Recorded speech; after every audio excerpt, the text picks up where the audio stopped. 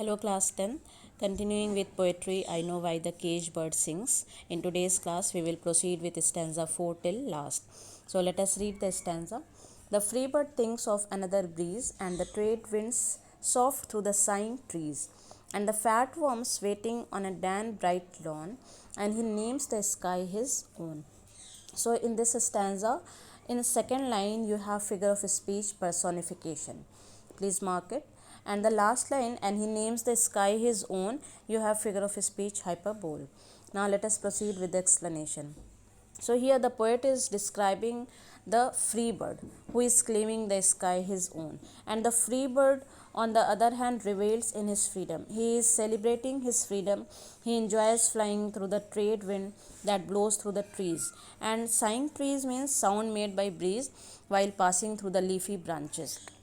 And this word gives an indication to lack of freedom in trees also, as the trees are also tied to the ground like the caged bird. So here the poet says the free bird thinks of the fat worm waiting on a lawn at sunrise, that will be his food. And you can mention here fat worm with number of opportunities availed by white Americans. And the free bird feels very majestic, he feels very happy in his freedom, and calls the entire sky his own domain, as he has wind in his feather, as he is flying in the sky. So he has wind in his feather, water and earth beneath him, and the whole sky with him. So by names the sky his own, the poet wishes to express that the bird knows himself the owner of this whole universe, the owner of this whole sky. Here the word sky stands for universe. So in this stanza, through free birds description, the poetess is describing the good condition of white Americans who are availing all the better opportunity to live a better life. Now see stanza 5. But a caged bird stands on the grave of dreams. His shadow shouts on a nightmare scream. His wings are clipped and his feet are tied, so he opens his throat to sing. Now in this stanza, the poetess has described the condition, the bad condition, the critical condition of the caged bird. So in second line, his shadow shouts on a nightmare scream, you have figure of speech personification, because shadow cannot shout, shadow cannot speak. So shadow has been personified here. Okay. So here the caged bird knows that he cannot fly in the sky as he is not free, but a captive, a prisoner. Again, you know the description of Afro Americans through the medium of caged birds. And the caged bird stands on the grave of his dreams. How? As what is the dream of caged bird?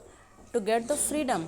But still he knows that he cannot get the freedom. That's why the poet is saying that he stands on the grave of his dreams, because he knows his dreams of flying in a free firmament, in a free sky is difficult. Thus he had lost all hope of freedom, and the poetess says that the caged bird's cry is as pathetic as someone having a nightmare. And his condition is very pathetic, as his wings are clipped and feet are tied. He does not have any freedom to fly in the sky. There is only a little hope of freedom, and so the bird opened his throat to sing. And here the bird wishes to travel all adversities, to travel all the problem. Children, it is not the word travel, but it is a travel. Travel means when you put a lot of effort to overcome from any difficulties.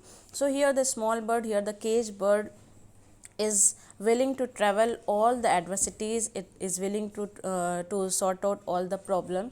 And though his voice is faint and dull, but there is a kindling voice of hope in his song. There is a small hope in his song.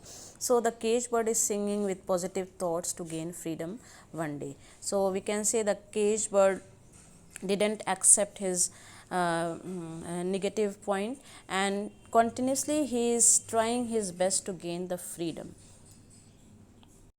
Now see the last stanza, that is the repetition of stanza 3. The caged bird sings with a fearful trill of things unknown but longed for still, and his tune is heard on the distant hill. For the caged bird sings of freedom. As I tell you that This stanza is the repetition of stanza 3. So here poetess exclaims that the bird who is inside the cage is singing in an unsteady way for the unknown things. And what is unknown things, children? That is a freedom. And the bird is very nervous due to being confined in the cage, and the cage bird is not singing melodiously also, but she desires for freedom. And Afro-Americans who had been exploited by their government due to their color, and they had faced racial discrimination. They had not been given any required civil rights to avail. That's why they are appealing for their freedom. So the poetess has described this Afro-Americans through the medium of the caged birds.